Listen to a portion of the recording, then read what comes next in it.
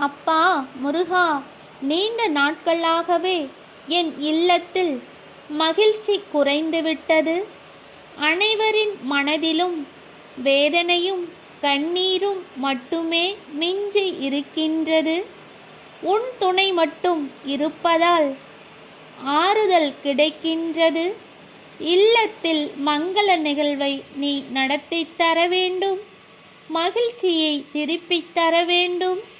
அப்பா முருகா, உன்னிடம் என் கண்ணீரை காணிக்கையாக்கி உன் பொற்பாதம் வணங்கி சரணம் சொல்கின்றேன். என் அப்பனே, என் கோரிக்கையை கேட்டு அருள்வாய் என்று என்னிடம் மன்றாடி வேண்டி நிற்கும் என் அன்பு பிள்ளையே, நீ அழுவதை நான் பார்த்து கொண்டிருப்பேனா? தகுந்த நேரத்தில் விரைவில் நீ வேண்டியது நடத்தித் தருவேன். மங்களம் உண்டாகும், நல்லதே நடக்கும். ஆறுமுகம் அருளிடும் அனுதினமும் ஏறுமுகம்.